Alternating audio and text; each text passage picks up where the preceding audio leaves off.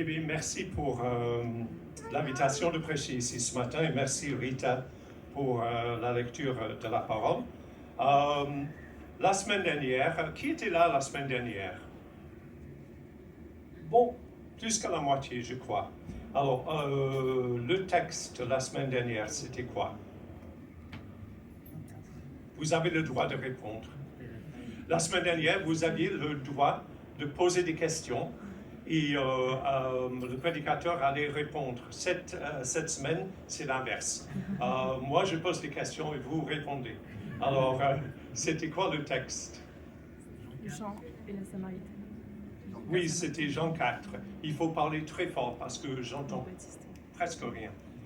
C'était Jean 4. Alors, cette semaine, c'est Jean 3. Je ne sais pas si on est en marche arrière, mais la semaine prochaine dira. Alors, est-ce que vous connaissez le jeu des 7 erreurs? Là où il y a deux images, il faut chercher les différences. Alors, je ne dis pas que Jean a fait 7 erreurs, mais il nous a donné bel et bien 2 images, 2 personnages qui sont venus à Jésus et qui ont entretenu un discours, une petite conversation avec Jésus. Et je pense qu'il a fait exprès. Ce n'était pas une erreur, mais il y a quand même des différences entre les 2 personnes. Merci de me proposer quelques différences que vous voyez. Vous, plutôt, qui étiez là la semaine dernière. Quelles sont les différences? Il faut parler très fort pour que j'entende. J'écoute. C'est Nicodème qui est venu trouver Jésus alors que c'est Jésus qui allait voir. Eh oui, c'est pas faux ça. Alors, Nicodème vient chercher Jésus, alors que Jésus, on a la forte impression que Jésus est allé chercher la femme. Un homme, une femme. Il y a un homme et une femme, tout à fait. La nuit, le jour. La nuit et le jour, ça sera important. C'est la nuit et le jour. On dit ça parfois. Autre différence. Il y en a un qui est juif et qui connaît très bien la loi et l'autre qui est samaritaine. Ça aussi, ça va être important. On a un monsieur qui connaît bien la loi. Il est juif, il est instruit, il est d'une manière, il est un peu professeur, quoi. Est théologie. Et on a l'autre qui est, franchement, elle ne sait pas grand-chose. C'est Nicodème qui pose des questions et Jésus qui répond. Ça aussi, c'est important. Nicodème vient poser des questions et Jésus répond, pas comme il s'attend à Nicodème, mais plutôt Jésus pose des questions à la fin. Autre différence. La fin des rencontres selon vous.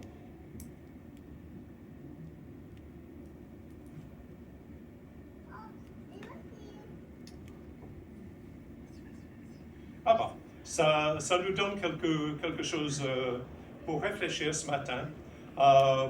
Jean, au début de ma vie chrétienne, je n'aimais pas trop les écrits de Jean. J'avais un peu de mal avec les lettres de Jean, j'avais un peu de mal avec l'Apocalypse et j'avais un peu de mal avec l'évangile de Jean. Moi, j'aimais beaucoup Paul et les lettres de Paul et tout cela, Matthieu, Luc, je trouvais plus facile, disons. Plus je vieillis, plus j'aime bien l'évangile de Jean. Et je trouve que Jean, chaque fois qu'on regarde l'évangile de Jean, on voit quelque chose de nouveau. Je pense que Jean a écrit d'une manière telle que plus on le lit, plus on voit. Et c'est pas, à mon avis, c'est pas toujours une question de creuser dans l'évangile de Jean, mais souvent de planer, de lire assez vite l'évangile de Jean et de laisser parler l'évangile de Jean dans sa totalité. Alors, je veux vous lancer un petit défi pour cet été. Pourquoi pas lire et relire plusieurs fois l'évangile de Jean d'un seul trait. D'un seul trait. Peut-être avec un ami. Si vous n'êtes pas totalement à l'aise en français. Lire en français à haute voix, c'est très bien pour la langue française, de lire à haute voix avec un ami qui peut peut-être te corriger ou peut-être pas, mais vous allez écouter et parler ensemble et lire ensemble l'évangile de Jean. Et juste remarquer ce que Jean te donne en lisant comme ça. Parce que Jean, il ne fait pas d'erreur, il a un but en tête quand il écrit son évangile, et je vais lire quelques versets qui donnent le but de l'évangile de Jean. C'est Jean 20 et versets 30 et 31, où Jean écrit un petit sommaire de tout ce qu'il a écrit. Il dit « Jésus a accompli encore, en présence de ses disciples, beaucoup d'autres signes qui ne sont pas décrits dans ce livre, mais ceux-ci ont été décrits afin que vous croyiez que Jésus est le Messie, le Fils de Dieu, et qu'en croyant, vous ayez la vie en son nom. » Alors voici son but. Et bon voilà, c'est avec ce but en tête qu'on va regarder ce petit échange entre Jésus et Nicodème. Et on a toujours remarqué des choses importantes. Nicodème, il vient de nuit. C'est compliqué de circuler la nuit. Je parlais cette semaine avec une dame dans le tramway, une dame encore plus âgée que moi, il en reste. Et je lui ai dit, mais on se sent en sécurité à Bordeaux quand même. Elle a dit, ah non, moi je ne vais pas à Bordeaux la nuit. Je ne me sens pas en sécurité la nuit à Bordeaux. Et je me dis, mais quand même, c'est bien éclairé. Maintenant, on laisse éclairer toute la nuit et tout cela, on est en sécurité.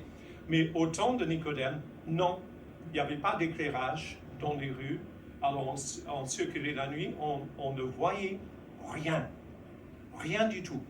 C'était noir, absolument noir. Et Jean remarque ça parce que c'est important. Jean aime bien les gens, parler des gens, mais aussi, pour lui, la lumière et les ténèbres, c'est très significatif.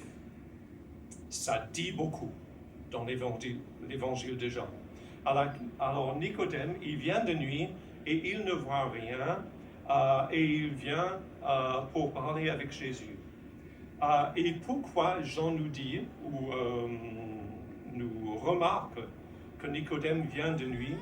Parce que même avec tous ses avantages, il est instruit dans la loi de Moïse, il est un peu professeur de théologie, il reste dans le noir, il ne voit pas même ce qui saute aux yeux. J'ai donné beaucoup de ma vie à remarquer aux gens tout ce qui saute aux yeux. Et je pense que tout ce qui saute aux yeux, c'est important. Parce que souvent, on ne remarque pas ce qui devrait sauter aux yeux. Alors, c'est un peu ça qu'on va remarquer ce matin. Alors, pourquoi Nicodème, il reste dans le noir? Il arrive dans le noir, il reste dans le noir. Il a de la connaissance, mais on a la forte impression qu'il ne comprend pas grand-chose. Et quand Jésus lui parle, il est perplexe. Il reste dans le noir. J'ai 3 choses à vous proposer qui viennent du texte et qu'on va voir dans le texte. La première chose, Nicodème, le pauvre, il vient comme professeur plutôt qu'élève.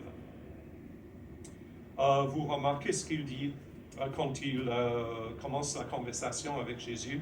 Il dit, Maître, nous savons que tu es un enseignant envoyé par Dieu, car personne ne peut faire ces signes miraculeux que tu fais si Dieu n'est pas avec lui. Maître, nous savons des choses. Pourquoi ce nous? Il y a des gens qui pensent que Nicodème a été envoyé par les pharisiens pour un peu explorer qui est Jésus et quel est son ministère. Mais peut-être Nicodème est un peu fier de tout ce qu'il a fait. C'est un homme avec une certaine réputation. Les gens savent qui il est et ce qu'il a fait dans sa vie. Et peut-être c'est à cause de ça qu'il vient la nuit. Hein. Il ne veut pas être trop vu en train d'aller vers Jésus. En tant que pharisien, bien instruit, professeur en théologie.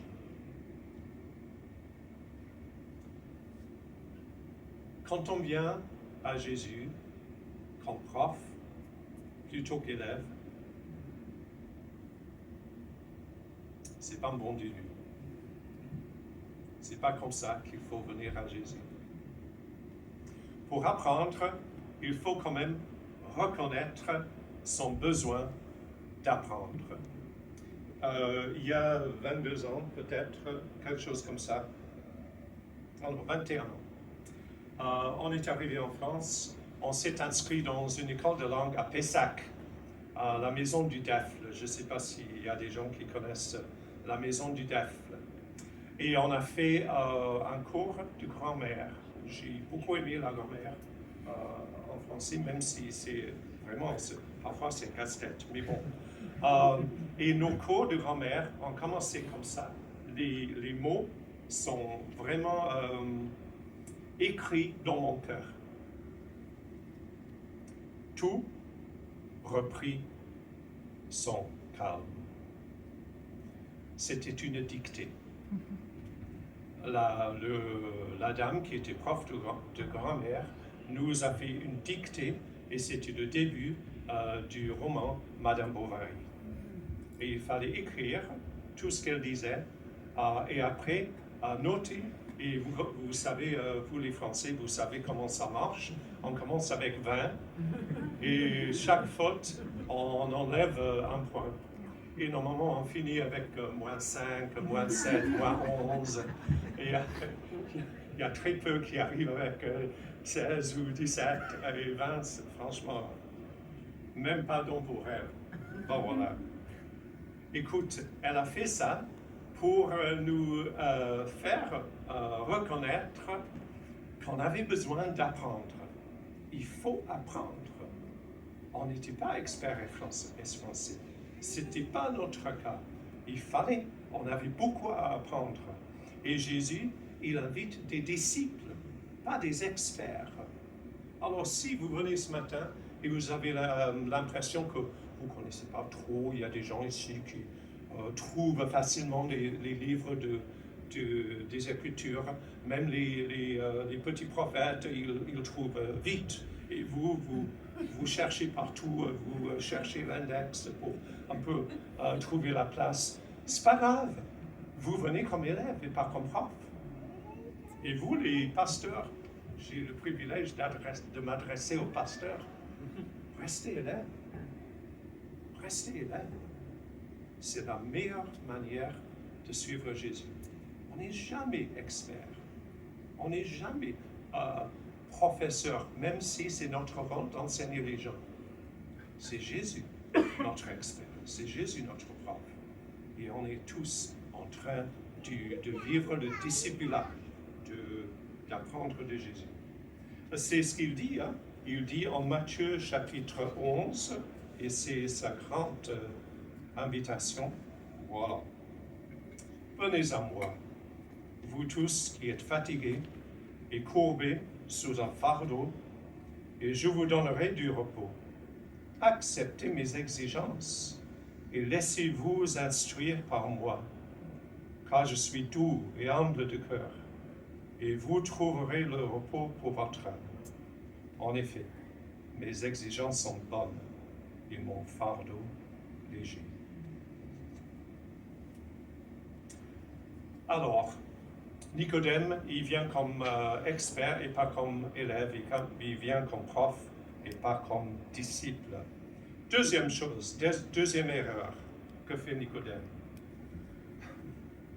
Et on a l'impression que vraiment c'est pas sa faute, même si Jésus met le doigt un peu. Même ce que Nicodème sait, il n'a pas compris. Il n'a pas compris. C'est un expert dans la loi de Moïse. Il a enseigné la loi, mais il n'a pas compris la promesse de Dieu versets 3 jusqu'à 13, Jésus est en train d'explorer les promesses de Dieu, où Dieu, dans l'Ancien Testament, et les passages clés sont Ézéchiel 36, versets 25 et 26, Ésaïe 44, verset 3, il y en a d'autres, où le Seigneur promet de faire naître de nouveau son peuple, de donner une nouvelle vie, de faire naître d'eau et d'esprit son peuple. Alors Jésus parle de ça, il dit, personne, en vérité, je te le dis, à moins de naître de nouveau, personne ne peut voir le royaume de Dieu. Il faut naître de nouveau. Et Nicodème n'a pas du tout compris ni ce que dit Jésus, ni les promesses que Dieu avait faites dans l'Ancien Testament. Et il doit savoir, il doit le vouloir. Et il doit s'attendre à ça, que Dieu donne cette nouvelle vie, ce commencement de nouveau. Il n'a pas compris la promesse de Dieu. Il n'a pas compris non plus la nature de la foi. C'est pour cela que Jésus parle de cet incident dans le désert où le peuple a été mordu par des serpents. Et Moïse Dieu a dit à Moïse de mettre un serpent sur une perche pour que les gens puissent regarder le serpent, faire confiance à Dieu et être guéris.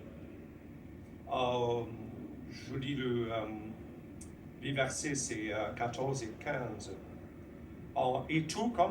Et 16 en fait.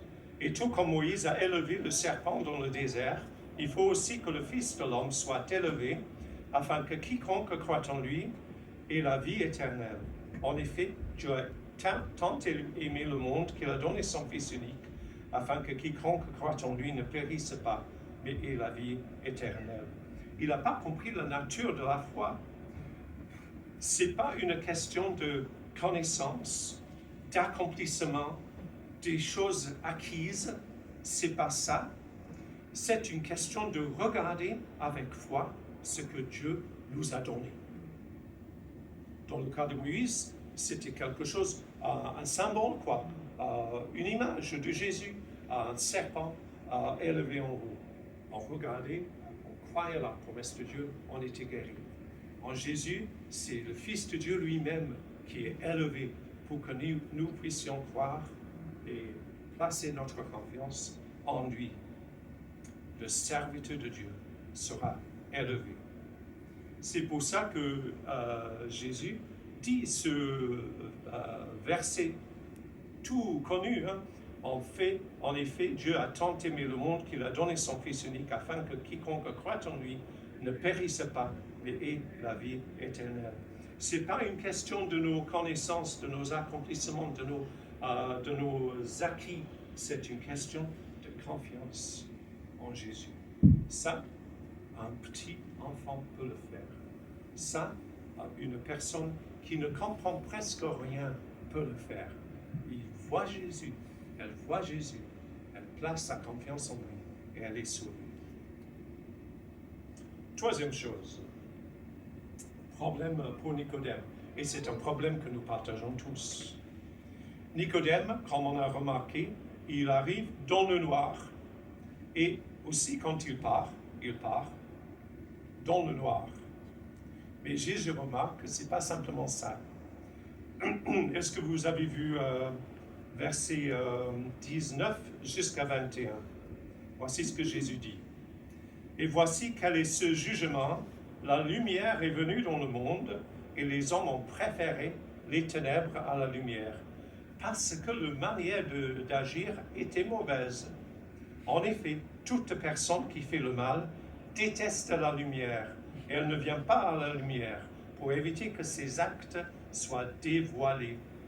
Mais celui qui agit conformément à la vérité vient à la lumière afin qu'il soit évident que ce qu'il a fait en Dieu.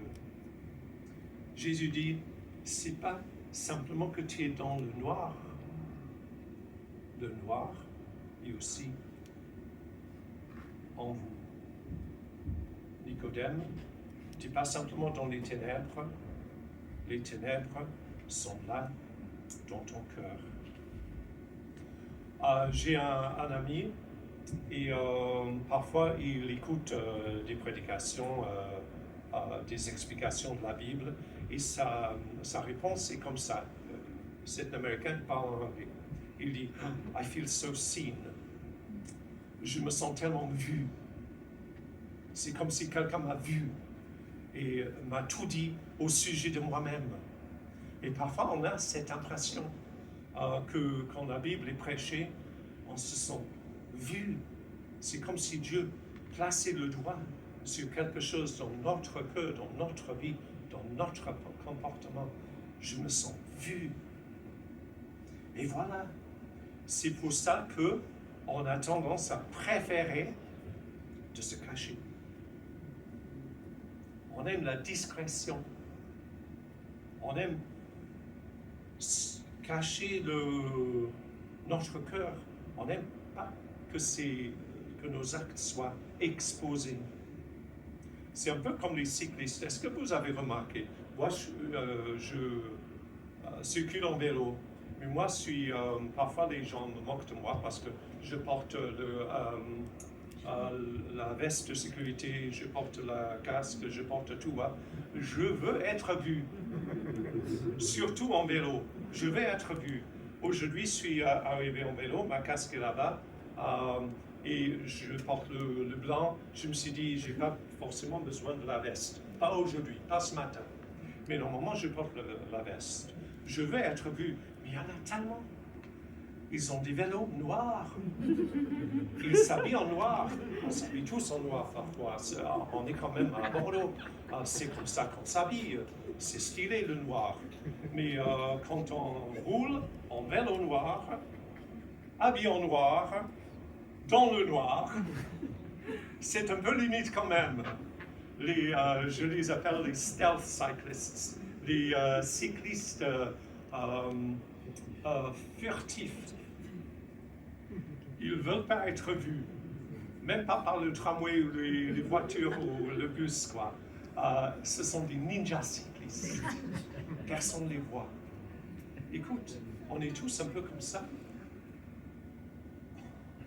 On n'ose pas qu'on nous voit.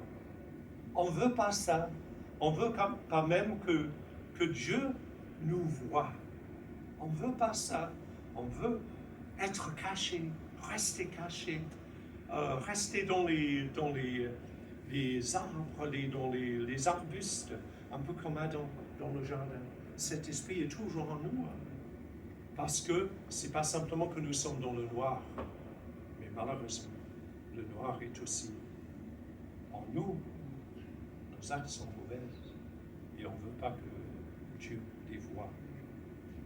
Et alors, le pauvre Nicodème,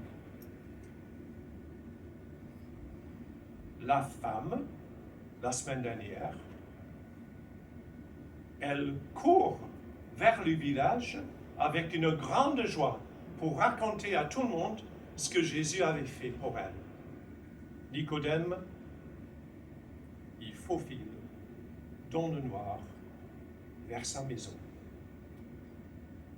On ne sait pas s'il a rien dit à personne. On ne sait pas. Il arrive dans le noir, il part dans le noir. Et alors, pour nous, ces 4 choses sont importantes pour nous aussi. Première chose, venez à Jésus comme vous êtes, mais comme un disciple. Comme un disciple qui suit son maître. C'est comme ça qu'il faut croire en Jésus. Comme un disciple qui suit son maître. Venez à Jésus comme vous êtes, mais venez comme élève. Vous n'avez pas besoin de tout connaître, tout savoir, de tout comprendre, de tout pouvoir expliquer. Non, venez à Jésus comme un simple élève qui a besoin d'être instruit par un prof. Parce que Jésus, c'est le meilleur prof qui existe. Ce passage, j'ai l'impression que c'est un peu la dictée de Nicodème, où il commence avec 20, il finit avec -11. pauvre Nicodème. Mais peut-être qu'il a appris quelque chose, parce qu'on voit plus tard dans l'évangile de Jean que, quand même, il y a un changement chez Nicodème. Jean chapitre 7, versets 50 à 53. Il y a une discussion dans le Sanhédrin, le conseil des pharisiens, et Nicodème. Nicodème, verset 50. Nicodème qui était venu de nuit vers Jésus et qui était là de leur dire, notre loi condamne-t-elle un homme avant qu'on l'entende et qu'on sache ce qu'il a fait? Quand même, il parle pour Jésus. Il commence. C'est un petit commencement, mais c'est un commencement quand même. Et Jean 19, encore, versets 38 et 39. Bon, voilà.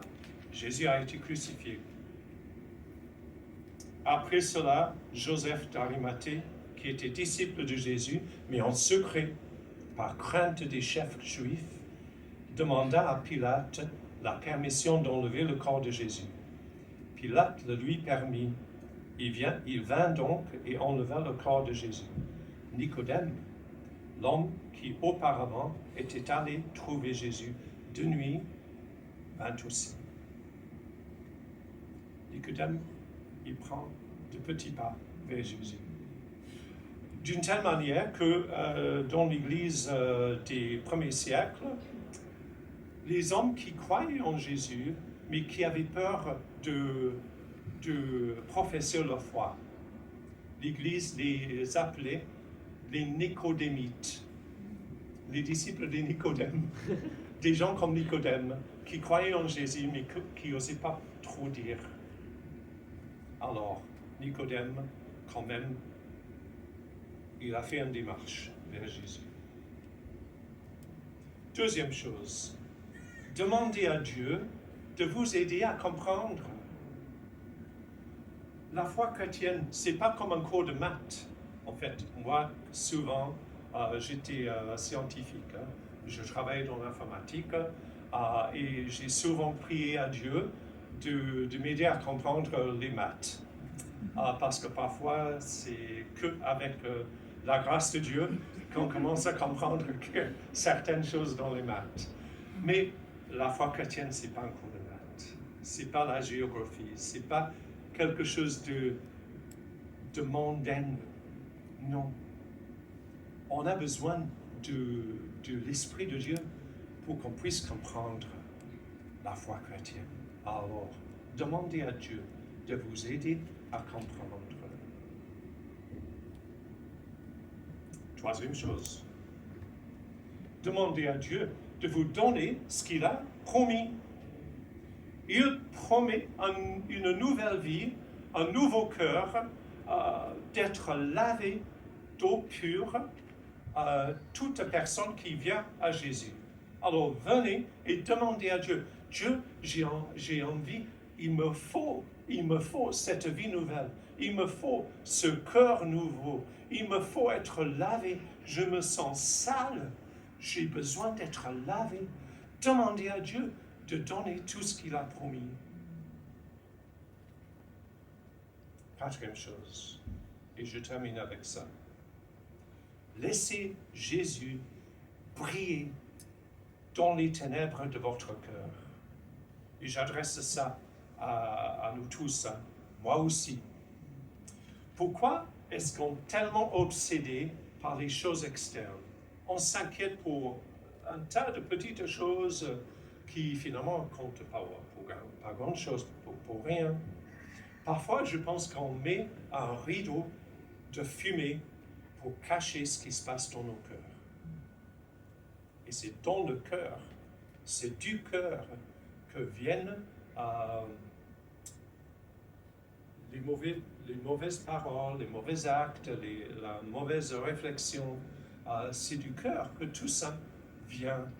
Alors, il faut demander à Jésus de travailler nos cœurs, d'exposer, de transformer nos cœurs pour que nous puissions réfléchir d'une autre manière, pour que nos désirs soient transformés, pour que nos nos attitudes, nos habitudes soient transformées par l'Évangile.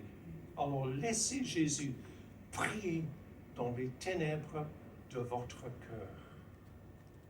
Et que Dieu nous donne ce qu'il a finalement donné à Nicodème, mais on espère quand même plus vite, et avec moins de tâtonner cette vie nouvelle en Jésus. On va prier. Nous te remercions, Seigneur, pour ces personnes qui sont venues vers Jésus et qui ont tellement marqué le disciple Jean pour qu'il écrive ces histoires pour nous, pour que nous puissions nous voir à leur lumière, ou dans le cas de Nicodème, ces ténèbres, pour que nous puissions comprendre aussi nos besoins et nos problèmes avec l'évangile de Jésus. Alors Seigneur, aide-nous dans nos réflexions, aide-nous lorsqu'on mange cet après-midi, aide-nous à voir ce que tu as à nous montrer, aide-nous à comprendre ce que tu as à nous dire, aide-nous à laisser ta lumière briller dans nos cœurs. Et aide-nous, Seigneur, à suivre Jésus, pas comme expert, pas comme prof, mais comme disciple, comme élève, parce que nous te prions au nom de Jésus. Amen.